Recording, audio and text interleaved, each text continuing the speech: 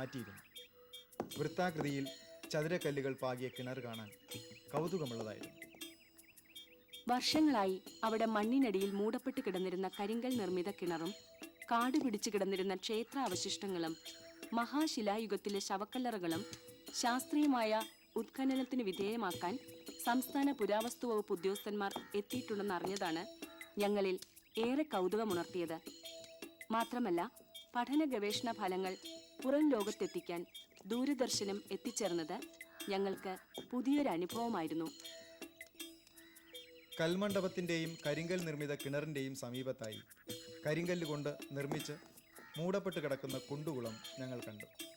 ഇവിടെ ഉത്ഖനന വിധേയമാക്കിയാൽ ചരിത്ര പ്രാധാന്യമുള്ള തെളിവുകൾ പലതും ലഭിച്ചേക്കാമെന്ന് സനൽ സാർ പറഞ്ഞു. കൽമണ്ഡപത്തിന് തൊട്ടടുത്തായി കാണപ്പെടുന്ന കരിങ്കൽ കിണർ അടുത്ത കാലം വരെയും നിഗൂഢ രഹസ്യവും ഉള്ളിലൊതുക്കി മൂടപ്പെട്ട് കിടക്കുകയായിരുന്നു. നിധി കുംഭങ്ങളും വിഗ്രഹവും ശിലാലിഖിതവുമൊക്കെ അകത്തൊളിപ്പിച്ച് പുറത്തെടുക്കാൻ ശ്രമിക്കുന്നവരുടെ മരണവും സർപ്പക്കാവലിൻ്റെ കഥയും തലമുറകൾ കൈമാറിയതുകൊണ്ടാവാം ഇത്രയും നാളും ഒരു നിഗൂഢ രഹസ്യമായി ഇത് നിലനിൽക്കാൻ കാരണം.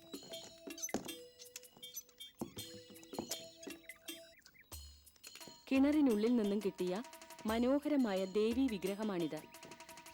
2 മീറ്ററോളം താഴെയായി കിണറിനകത്ത് വടക്കു പടിഞ്ഞാറേ മൂലയിൽ കരിങ്കല്ലുകൾക്കിടയിൽ കമിഴ്ന്ന് ചെളിയിൽ പുതഞ്ഞു കിടക്കുന്ന വിധമാണ് ദേവീ വിഗ്രഹം കണ്ടെത്തിയത്. ദുർഗാ വിഗ്രഹം അടിച്ചുടച്ച് കിണറിനകത്ത് നിക്ഷേപിച്ചതാണെന്ന് വ്യക്തമായ സൂചനയുണ്ട്. അരയ്ക്ക് താഴെ മുറിക്കപ്പെട്ട് കിടക്കുന്ന വിഗ്രഹത്തിന്റെ ശിരസ്കന്ധവും കരന്തമകുടവും ആടയാഭരണങ്ങളും വിഗ്രഹത്തിന്റെ കാലപ്പഴക്കത്തെ സൂചിപ്പിക്കുന്നു. കരിങ്കൽ നിർമ്മിത കിണറിൽ നിന്ന് കണ്ടെടുത്ത വിഗ്രഹം തൊട്ടടുത്ത് സ്ഥിതി ചെയ്യുന്ന ക്ഷേത്രത്തിലെ വിഗ്രഹമാണെന്ന് കരുതപ്പെടുന്നു.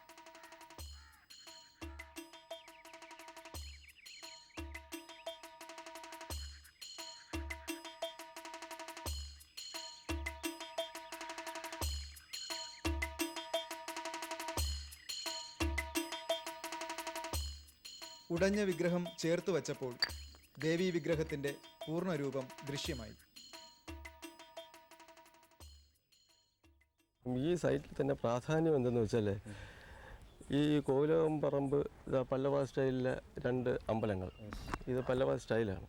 അപ്പം ഈ 2 അമ്പലങ്ങൾ ഒരു കണ്ട ആർട്ടിസ്റ്റിക്കലി പെർഫെക്റ്റ് ആയിട്ടുള്ളൊരു കിണർ, ഇതിനൊരു കുളം, ഈ ഒരു പറമ്പ്, പിന്നെ അപ്പോൾ ഇതിൽ നിന്നും വർഷങ്ങളായിട്ട് ചില ചരിത്ര പൊടികൾ മിസ്റ്റർ സനൽ കണ്ടെത്തി ഞങ്ങളുടെ മാതൃഭൂമിയിലൂടെ അറിയിച്ച്, അപ്പം ഞങ്ങൾ ഇതിനെന്ത് ചെയ്യുന്നു ഉരുത്തിരിച്ചെടുക്കുക എന്നുള്ളതാണ് പുരാവസ്തു വകുപ്പിൻ്റെ ഉദ്ദേശം. ഞാൻ ഈ തിരുവനന്തപുരത്ത് നിന്ന് കേരള പുരാവസ്തു വകുപ്പ് ഒരു എക്സ്കവേഷൻ കഴിഞ്ഞ കൊല്ലം 1999 നടത്തിയിരുന്നു. അതിൻ്റെ ഒരു ബാലൻസ് വർക്ക്, അത് second phase of the archaeology excavation, അതിന് വേണ്ടി വന്നതാണ്. ഇപ്പോൾ നാം ഇവിടെ കണ്ടത് നമ്മുടെ വെൽ എക്സ്കവേഷനിലൂടെ കണ്ടെത്തിയ ഒരു സ്റ്റോൺ ഇൻസ്ക്രിപ്ഷനാണ്. സ്റ്റോൺ ഇൻസ്ക്രിപ്ഷൻ ശിലാലിഖിതം. ഈ ശിലാലിഖിതം കഴിഞ്ഞ ഫേസിലാണ്, 1ാം ഘട്ട എക്സ്കവേഷനിലാണ് ഇത് കണ്ടെത്തിയിട്ടുള്ളത്. അതിൻ്റെ ഫോട്ടോഗ്രാഫിയും മറ്റും കൊടുത്ത് തിരുവനന്തപുരത്തെ എപ്പിഗ്രാഫിസ്റ്റുകളെ കൊണ്ട്, എക്സ്പേർട്ടുകളെ കൊണ്ട് ഇത് വായിപ്പിച്ച് അതിൻ്റെ റിസൾട്ട് നമുക്ക് പുരാവസ്തു വകുപ്പിന് കിട്ടിയിട്ടുണ്ട്. ഇത് ഒരു കോമതി എന്ന് പറയുന്ന ആളാണ് ഈ കിണർ കുത്തിച്ചിട്ടുള്ള എന്നാണ് നമുക്ക് മനസ്സിലായിട്ടുള്ള. വിരിച്ചിക മീൻസ് വിരിച്ചിക ആവണം. വ്യാഴം എന്നും വ്യാഴ എന്നും വായിക്കാം. ഇടവ, ഞായറ്റിൽ, നാട്ടുടയ എന്ന് പറയുന്നത് നാട്ടുയിൽ ഒരു വ്യക്തതയില്ല. നാട്ടുടയ, കോമതി വീട്ടുപേരാവാനാണ് സാധ്യത.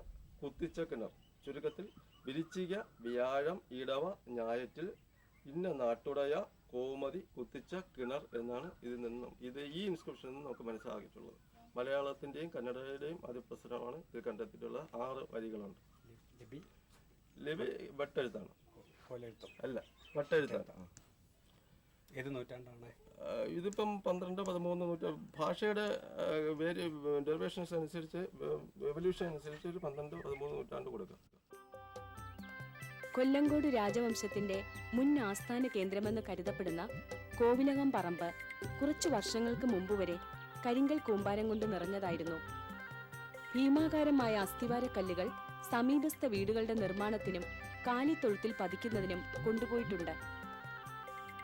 ഇവിടെ നിലനിന്നിരുന്നു എന്ന് കരുതപ്പെടുന്ന വീരരവി രാജവംശത്തിന്റെ പതനത്തിന് ശേഷം സാമൂതിരിയാൽ പുനഃസ്ഥാപിക്കപ്പെട്ട വെങ്കിനാട് രാജവംശത്തിന്റെ കൊല്ലങ്കോട്ടുള്ള ഇന്നത്തെ കൊട്ടാരം പണിയുമ്പോൾ കോവിലകം പറമ്പിൽ നിന്നുമാണ് ശിലകൾ കൊണ്ടുപോയത്. പാലക്കാട് കോട്ടയുടെ നിർമ്മാണത്തിനും ഇവിടെ നിന്ന് കല്ലുകൾ കൊണ്ടുപോയതായി സൂചനയുണ്ട്. ഇപ്പോൾ കോവിലകം പറമ്പ് മിച്ചഭൂമിയായി സർക്കാർ ഏറ്റെടുത്ത് ഹരിജൻ കോളനിയാക്കി മാറ്റിയിട്ടുണ്ട്. ചേര സാമ്രാട്ടുകളുടെ രാജകീയ പ്രൗഢി വാഴ്ത്തിപ്പാടാറുള്ള പാണരുടെ സന്തതി പരമ്പരകളും ചെറുമരും കോവിലകം പറമ്പിൽ കുടിയേറിയിരിക്കുകയാണ്. പാലക്കാടിന്റെ കാർഷിക പ്രതാപം വിളിച്ചോതുന്ന കളപ്പുരയും എട്ടുകെട്ടും ഞങ്ങൾ അല്പനേരം ചുറ്റി നടന്നു കണ്ടു.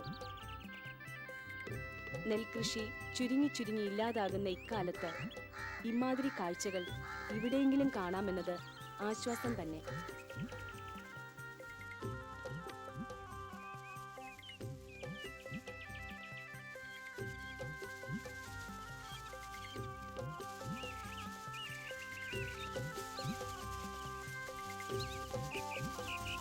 കോവിലകം പറമ്പിന്റെ ചരിത്ര പ്രാധാന്യം മനസ്സിലാക്കി ഞങ്ങൾ ജൈനകാലത്തെ മൃഗചികിത്സാ കേന്ദ്രങ്ങളിലൊന്നായിരുന്ന മുണ്ടിയൻ കാവിലെത്തി. പ്രാചീന കാലത്തെ മൃഗചികിത്സാ കേന്ദ്രങ്ങളും ആരാധനാലയങ്ങളും ജൈന ബുദ്ധ കാലഘട്ടത്തിന്റെ പ്രതീകങ്ങളാണ്. അശോകന്റെ കാലത്തും ഈ ആരാധനാ സമ്പ്രദായം നിലവിലുണ്ടായിരുന്നു. സമീപവാസികൾക്ക് മുണ്ടിയൻകാവിന്റെ പൗരാണിക പ്രസക്തിയെക്കുറിച്ച് അറിവില്ലെങ്കിലും തമിഴ്നാടിന്റെ വിദൂര ദേശങ്ങളിൽ നിന്ന് ധാരാളം പേർ മൃഗചികിത്സയ്ക്കും കന്നുകാലികളുടെ ആരോഗ്യ ലബ്ധിക്കും വേണ്ടി ഇവിടെ പ്രാർത്ഥിച്ച് മടങ്ങാറുണ്ട്. മുണ്ടിയൻകാവ് ശനിയും ബുധനും ഇവിടെ പൂജയുണ്ട്. എല്ലാവരും വരാറുണ്ട്. ആഴ്ചയ്ക്ക് 2 പ്രാവശ്യം വരാറുണ്ട്. ഒരു കന്നുകാലികൾ പെരുകാൻ വേണ്ടിയിട്ടും മറ്റേ ആൾക്കാർക്കും എല്ലാവർക്കും മുടക്കില്ലാതെ ആക്കി തരാൻ വേണ്ടിയിട്ടും അയാളുടെ സഹായം ശനിയും ബുധനും ഉണ്ട്.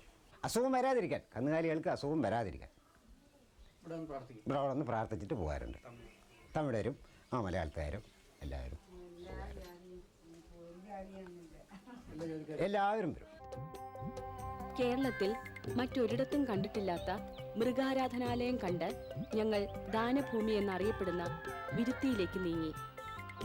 വെങ്കി രാജ്യത്തെ മറ്റു വാണിജ്യ കേന്ദ്രവുമായി ബന്ധിപ്പിക്കുന്ന ധാരാളം തെളിവുകൾ ഞങ്ങൾ യാത്രക്കിടയിൽ പലയിടത്തായും ദർശിച്ചു. വെങ്കി രാജ്യത്തെ തെന്മല നിരകൾ മുതൽ കൊടുങ്ങല്ലൂർ വരെയും വിവിധ പ്രദേശങ്ങളിലായി സ്ഥാപിക്കപ്പെട്ടിട്ടുള്ള നിരവധി ചുമടുതാങ്ങികൾക്ക് വ്യാപാര ബന്ധത്തിന്റെ കഥകളാണ് പറയാനുള്ളത്. തലച്ചുമടായും പൊതിക്കാളകളിലും കുതിരപ്പുറത്തുമൊക്കെയായി പണ്ടുകാലത്ത് കടത്തിയിരുന്ന മലഞ്ചരക്കുകൾ ഇറക്കിവച്ച് വിശ്രമിക്കാനുള്ള ഇടത്താവളങ്ങളാണ് അത്താണികൾ എന്നറിയപ്പെടുന്ന ഈ ചുമടുതാങ്ങി. ചരിത്ര പണ്ഡിതന്മാരുടെ ശ്രദ്ധയിൽ ഇതുവരെയും പെടാതിരുന്ന ചരിത്ര അവശിഷ്ടങ്ങളാണ് പ്രാചീന സ്ഥലനാമ ചരിത്രം പേറുന്ന വിരുത്തിയിൽ ജീവൽ സ്മാരകങ്ങളായി നിലനിൽക്കുന്ന വീരക്കല്ലുകൾ. പഴയകാലത്ത് വിവിധ രാജവംശങ്ങൾ തമ്മിൽ നടന്ന ഘോരയുദ്ധത്തിൽ ധീരവിജയമോ വീരമൃത്യുവോ വരിച്ചവരുടെ ശാശ്വത സ്മരണയ്ക്കാണ് വീരക്കല്ലുകൾ സ്ഥാപിക്കുന്നത്. അവർക്ക് രാജാവ് പാരിതോഷികമായി കൊടുക്കുന്ന ദാനഭൂമിയാകാം വിരുത്തി എന്ന ഈ പ്രദേശം. കേരളത്തിൽ കണ്ടെത്തിയിട്ടുള്ള ചേര കാലഘട്ടത്തെ വീരക്കല്ലുകൾ മിക്കതും പാലക്കാട് ജില്ലയിലാണെന്ന് കാണാം. വിരുത്തിയിലെ ശിവക്ഷേത്രത്തിന് സമീപമുള്ള ജൈനരുടെ ആരാധനാ സമ്പ്രദായങ്ങളുമായി ബന്ധപ്പെട്ടിരിക്കുന്ന പാദപീഠം ജൈന ബൗദ്ധ സംസ്കാരത്തിന്റെ ആധിപത്യത്തിന് കീഴിൽ നിന്നും വെങ്കിരാജ്യവും മുക്തമല്ലെന്ന് ഇവിടുത്തെ സ്ഥലനാമ ചരിത്രവും വ്യത്യസ്ത പ്രദേശങ്ങളിലുള്ള വിഗ്രഹങ്ങളുടെ പ്രത്യേകതകളും പരിശോധിച്ചപ്പോൾ ഞങ്ങൾക്ക് ബോധ്യമായി.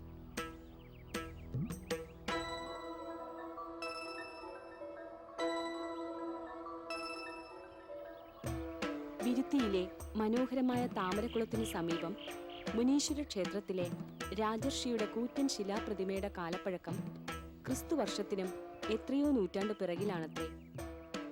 വെങ്കി രാജ്യത്തെ ഏതോ ഒരു രാജാവ് സ്വസ്ഥാനം ഉപേക്ഷിച്ച് സന്യാസിയായി മാറിയിരിക്കാം. ഇതിനടുത്തായി കാണുന്ന ശിവക്ഷേത്രവും ഒരു കാലത്ത് താപസന്മാരുടെ വിഹാര കേന്ദ്രമായിരുന്നു.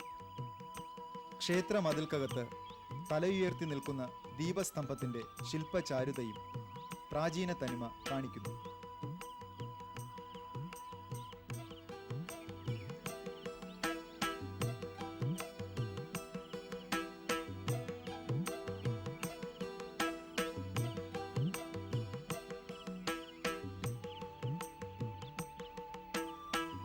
ശിവക്ഷേത്ര ശ്രീകോവിലിന് ചുറ്റുമായി മുതലയുടെയും മത്സ്യത്തിൻ്റെയും ഒക്കെ രൂപങ്ങൾ ആലേഖനം ചെയ്ത് വച്ചിട്ടുണ്ട്.